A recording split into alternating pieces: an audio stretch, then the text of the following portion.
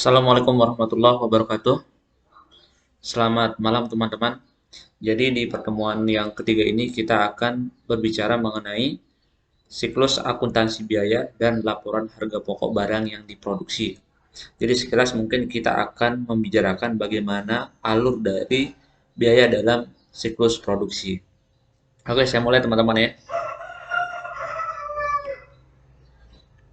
Oke, jadi dari perkuliahan kita pada malam hari ini diharapkan teman-teman mampu untuk pertama menjelaskan siklus akuntansi biaya, kemudian menyusun laporan harga pokok produksi, dan mampu membuat jurnal siklus produksi. Oke, kita mulai langsung ke materi teman-teman ya. Jadi berkaitan dengan siklus akuntansi biaya. Jadi, siklus akuntansi biaya itu merupakan aliran biaya produksi mengikuti prosedur siklus bahan mentah. Nah, secara garis besar, berikut adalah proses yang harus dilewati oleh sebuah bahan ketika mulai dari proses pembelian, kemudian memasuki proses produksi, kemudian penyimpanan menjadi produk jadi. Nah, ketika teman-teman nanti menghitung atau menentukan bagaimana suatu bahan melewati setiap proses-proses sehingga menjadi barang jadi. Nah, ini akan diawali oleh teman-teman ketika membeli bahan mentah, teman-teman ya. Ini disebut sebagai proses pembelian. Jadi pada saat itu teman-teman juga akan membuat jurnal. Nanti kita akan jelaskan di slide-slide berikutnya. Setelah itu, ketika teman-teman sudah membeli bahan mentah, kemudian akan masuk ke bagian produksi. Ya, kemudian di bagian produksi akan diolah menjadi, kemudian outputnya adalah bahan atau barang siap untuk jual atau barang produksi selesai. Nah, mungkin ini adalah siklus dari akuntansi biaya yang akan dituangkan ke dalam proses pencatatan akuntansi. Bagaimana proses pencatatannya? Kemudian nanti kita akan belajar di slide-slide berikutnya. Ini adalah siklus dari alur atau siklus perjalanan bahan mentah sehingga menjadi produk jadi atau selesai. Oke teman-teman. Nah mungkin ini siklus untuk prosesnya teman-teman ya. Ketika teman-teman nanti belajar mengenai siklus akuntansi biaya, otomatis pertama akan dimulai dari pembelian atas bahan mentah, kemudian penggunaan tenaga kerja dan penggunaan biaya overhead pabrik. Nah, di tahap ini teman-teman akan menjurnal seperti jurnal umum seperti biasa teman-teman ya. Nah, ketika proses siklus akuntansi biaya ini ada proses transfer dari pertama dari bahan baku atau bahan mentah, tenaga kerja, kemudian overhead pabrik akan dikelola, kemudian akan menghasilkan barang dalam proses. Sehingga nanti dari bahan mentah, tenaga kerja, dan biaya overhead pabrik yang teman-teman gunakan di dalam proses produksi akan ditransfer ke persediaan barang dalam proses. Ya, kemudian dari persediaan barang, dari dasar barang dalam proses tersebut kemudian akan ditransfer ke persediaan produk selesai. Jadi ini adalah siklus teman-teman ya. Persediaan dalam proses ini terjadi ketika dilakukan proses produksi oleh sebuah perusahaan, yaitu dengan cara melakukan proses produksi barang tidak menggunakan bahan mentah, kemudian tenaga kerja langsung dan overhead pabrik. Kemudian setelah barang melewati proses produksi, kemudian menjadi barang dalam proses ya, dalam proses produksi barang di pabrik teman-teman ya, kemudian akan ditransfer ke persediaan produk selesai. Nah, ini akan terbentuk ketika teman-teman sudah menyelesaikan atau output dari proses produksi yang teman-teman lewati dalam kegiatan produksi perusahaan. Kemudian selanjutnya setelah barang tersebut jadi, kemudian akan dimasukkan ke gudang teman-teman, gudang penyimpanan barang atau gudang penyimpanan barang selesai gitu teman-teman ya. Setelah itu barang akan siap untuk dijual. Ketika teman-teman nanti menjual barang yang sudah selesai atau barang siap dijual, maka di situ akan muncul harga pokok penjualan teman-teman ya. Harga pokok penjualan dihitung dari mana? Dari total berdasarkan pertama adalah bahan mentah, tenaga kerja langsung, dan overhead pabrik. Nah, ini akan menjadi dasar bagi teman-teman di dalam menentukan berapa nilai jual dari barang atau jasa yang diproduksi oleh teman-teman dalam kegiatan produksi. Nah, pada tahap ini kegiatan penjualan tentu akan mengurangi persediaan produk selesai kita sehingga posisi persediaan produk selesai pada saat penjualan berada di kredit, kemudian harga pokok penjualan berada di debit. Nah, kemudian selanjutnya kita akan lanjut ke bagaimana membuat jurnal di dalam proses produksi barang, mulai dari bahan mentah kemudian sampai dengan bahan terjual atau barang selesai atau persediaan barang selesai yang terjual. Pertama, kita akan belajar bagaimana mencatat apa pemakaian bahan baku ya, maaf saya salah ketik teman-teman, mencatat pemakaian bahan baku. Nah, ketika teman-teman selesai membeli pertama bahan baku, kemudian eh, penggunaan tenaga kerja, kemudian penggunaan overhead pabrik. Berikut adalah jurnal yang akan teman-teman buat ketika proses transfer dari bahan mentah ke proses produksi. Ketika dalam proses transfer tersebut, teman-teman akan mencatat barang dalam proses, persediaan bahan baku, posisi posisi barang dalam proses ketika dalam proses produksi berada di debit, kemudian persediaan bahan baku berada di kredit. Kenapa demikian teman-teman? Karena ketika dalam proses transfer dari bahan baku menuju ke bagian produksi, ada penambahan barang kita ya ke bagian produksi atau ke proses produksi sehingga akan mengurangi persediaan bahan baku kita teman-teman ya. Secara garis besar ini adalah bagian dari aset keduanya teman-teman ya. Aset ketika bertambah berada di posisi debit, kemudian ketika berkurang berada di posisi kredit. Nah, dalam hal ini adalah dalam bentuk bahan baku teman-teman ya. Bahan baku yang bertambah di proses produksi akan diakui bertambah di sisi aset yaitu debit, kemudian bahan baku yang berkurang di bagian gudang penyimpanan bahan baku diakui sebagai kredit karena ini aset berkurang teman-teman ya. Jadinya akan terjadi saling tutup ya antara persediaan barang proses dengan persediaan bahan baku. Kemudian ketika teman-teman membayar gaji untuk proses produksi barang atau jasa, ini akan diakui sebagai apa ya?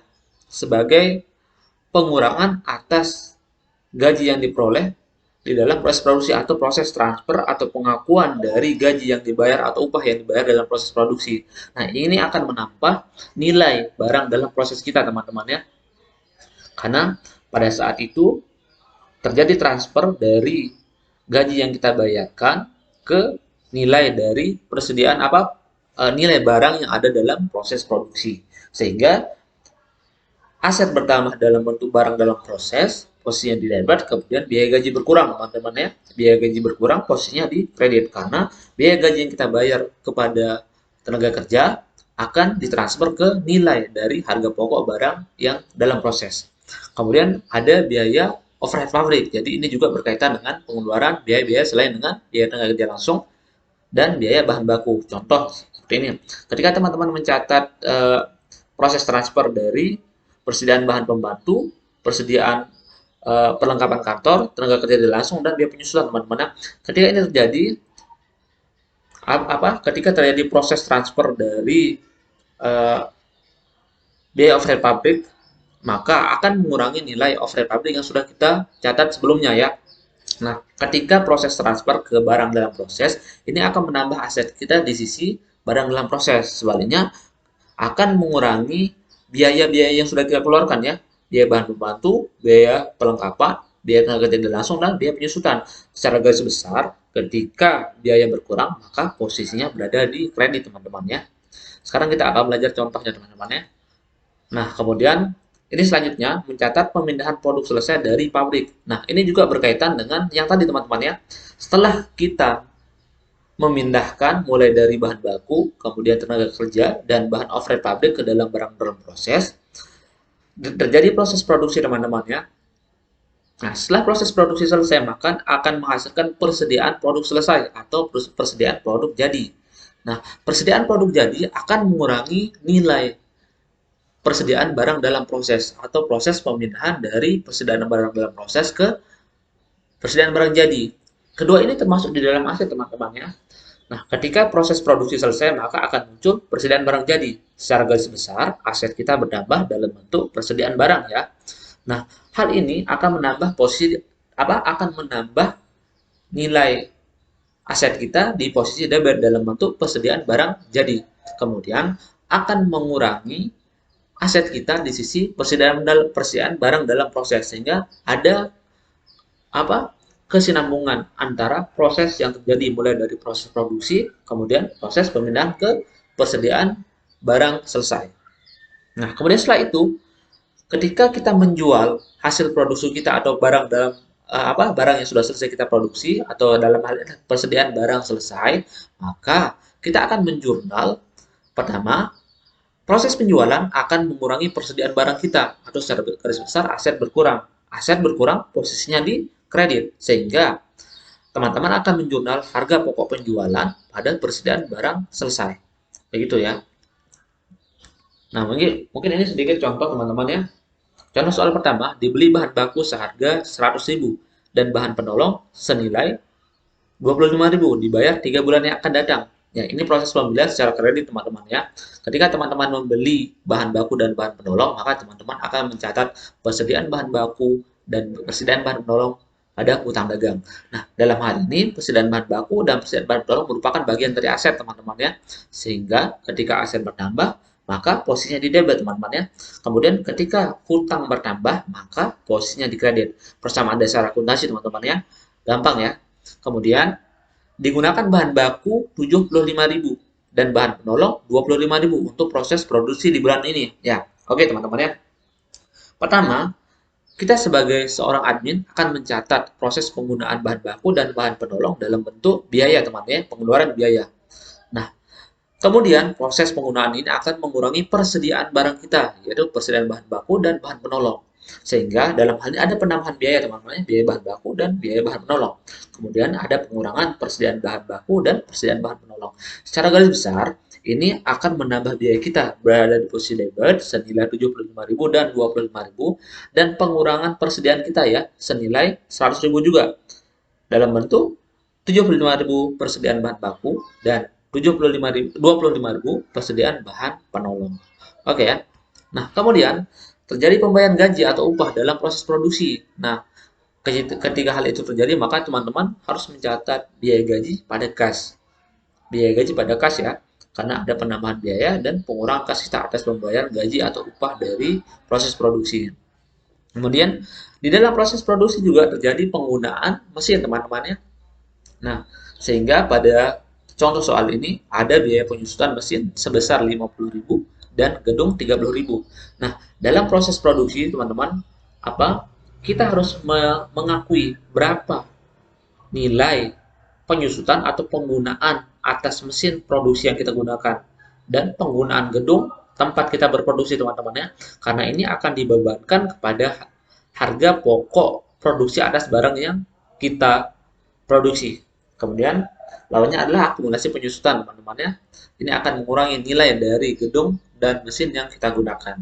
Oke. Nah, kemudian ini poinnya teman-teman ya. Yang seperti saya jelaskan tadi, di dalam proses produksi tersebut merupakan proses pemindahan atas semua biaya yang dikeluarkan oleh perusahaan di dalam proses produksi. Nah, ini adalah rincian atau rangkuman dari proses yang kita lewati tadi. Nah, ketika di dalam proses produksi, barang atau biaya-biaya yang kita keluarkan di dalam proses produksi akan ditransfer atau dipindahkan ke dalam barang dalam proses. Semua biaya yang kita keluarkan ya akan dimasukkan ke dalam harga pokok produksi nanti di akhir ya. Nah, dalam hal ini contohnya adalah barang atau biaya-biaya yang akan kita keluarkan di dalam proses produksi ini akan dipindahkan ke barang dalam proses. Sehingga total biaya di dalam barang dalam proses tersebut merupakan total dari biaya-biaya yang kita keluarkan di dalam proses produksi. Dalam hal ini yang berkaitan dengan barang produksi ya, mulai dari biaya bahan baku, bahan penolong, biaya gaji, biaya penyusutan mesin, dan penyusutan gedung. Oke ya. Nah, ketika terjadi penyelesaian atas produksi, maka akan ditransfer dari atau akan dipindahkan dari barang dalam proses menuju ke persediaan produk selesai. Dalam hal ini contohnya adalah misalkan perusahaan telah diselesaikan dalam bulan ini dengan harga pokok telah diselesaikan ya. Jadi ada produk selesai ya, produk yang sudah jadi. Sehingga itu akan mengurangi nilai persediaan barang dalam proses kita ya, seperti yang saya jelaskan tadi di contoh penjurnalan itu. Nah, ini proses pemindahan teman-teman ya. Harusnya jurnal adalah persediaan produk selesai pada persediaan barang dalam proses. Nilainya adalah 400. 400 akan mengurangi nilai barang dalam proses kita teman-teman ya. Sehingga total dari harga pokoknya ini adalah 400.000. Kemudian ada sisa dari barang dalam proses kita tahun lalu senilai 530 dikurangi dengan 400.000 atau nilainya adalah 130.000. Oke. Kemudian laporan harga pokok barang yang diproduksi. Nah, seperti yang saya sampaikan tadi, laporan harga pokok produksi merupakan kumpulan dari biaya-biaya produksi yang telah dicatat pada siklus akuntansi biaya. Siklusnya adalah seperti yang saya jelaskan tadi, ada proses pemindahan biaya mulai dari biaya bahan baku ke biaya barang dalam proses, kemudian mulai dari biaya barang dalam proses ke biaya produk selesai. Kemudian Dari biaya produksi tersebut akan ditentukan harga pokok penjualan dari barang tersebut. Oke, ini contohnya teman-teman ya. Jadi, ini contoh dari laporan harga pokok barang yang diproduksi teman-teman ya. Nah, prosesnya mulai dari bahan mentah. Bahan mentah itu adalah apa ya? Cikal bakal dari proses produksi atau barang yang akan kita produksi. Kemudian ada overhead pabrik, ada biaya tenaga kerja langsung. Nah, total dari biaya-biaya ini merupakan harga pokok barang yang kita produksi, teman-teman ya. Kemudian bagaimana menghitung biaya-biaya bahan mentah? Yaitu dengan cara menambah persediaan bahan mentah awal ditambah dengan pembelian dikurangi dengan persediaan air. Itu merupakan harga pokok atau nilai dari persediaan bahan mentah kita. Oke, teman-teman ya, saya lanjut. Kemudian harga berkaitan lagi dengan harga pokok barang yang diproduksi yang tadi, kemudian kita dituntun untuk menyusun laporan harga pokok penjualan. Nah, laporan harga pokok penjualan ini merupakan kumpulan dari persediaan barang yang sudah selesai kita produksi, teman-teman ya. Jadi angka dari harga pokok penjualan ini didapat dari harga pokok barang yang sudah selesai, teman-teman ya. Misalkan di sini di slide sebelumnya harga pokok barang yang sudah selesai itu 138.100, teman-teman ya. Nah, ini akan menambah nilai persediaan barang yang tersedia untuk dijual, teman-teman ya. Sehingga ini akan menjadi apa? Dasar bagi bagian penjualan untuk menentukan berapa nilai dari barang yang ada. Nah, contohnya misalnya ini sudah ada, jadi ada nilai persediaan bahan apa? Nilai persediaan barang yang tersedia untuk dijual tahun lalu atau bulan lalu adalah 45.000, teman-teman ya. Kemudian akan ditambah dengan produk yang sudah apa? Barang yang sudah kita produksi di bulan ini, teman-teman ya. Contoh di sini nilainya adalah 138.100. Nilainya akan sama dengan nilai harga pokok produksi kita bulan ini ya.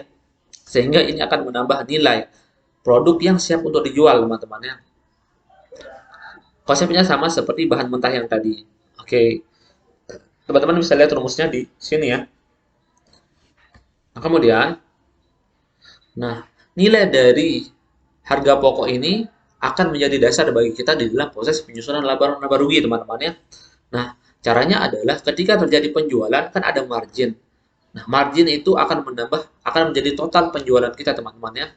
Lalu bagaimana cara menghitung laba ruginya? Yaitu dengan cara penjualan akan dikurangi dengan harga pokok penjualan, teman-teman ya. Harga pokok didapat dari mana? Harga pokok didapat dari laporannya ini, teman-teman ya, laporan harga pokok penjualan.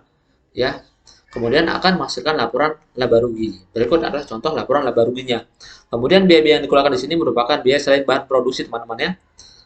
Nah, jadi di sini tidak masuk biaya gaji, teman-teman ya, karena biaya gaji akan dimasukkan ke dalam apa? Proses pemindahan atau proses perhitungan harga pokok produksi.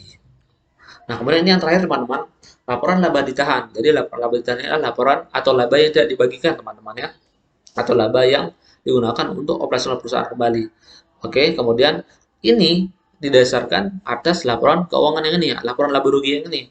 Ketika terjadi laba, maka akan menambah nilai laba ditahan kita, teman ya. Misalkan di sini nilai labanya adalah 55.900. Kemudian di laporan laba ditahan akan menambah nilai laba kita, teman-teman ya. Sebaliknya, ketika nanti rugi akan mengurangi laba ditahan kita.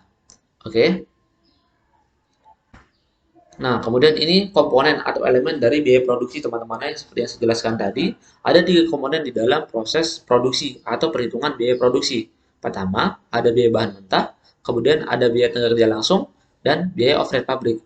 Semua biaya ini akan ditambahkan sehingga nilai totalnya merupakan nilai dari total biaya di dalam proses produksi barang. Oke, terus bagaimana dengan harga pokok per unitnya? Yaitu dengan membagi total biaya produksi dibagi dengan jumlah atau unit yang diproduksi. Itu teman-teman ya.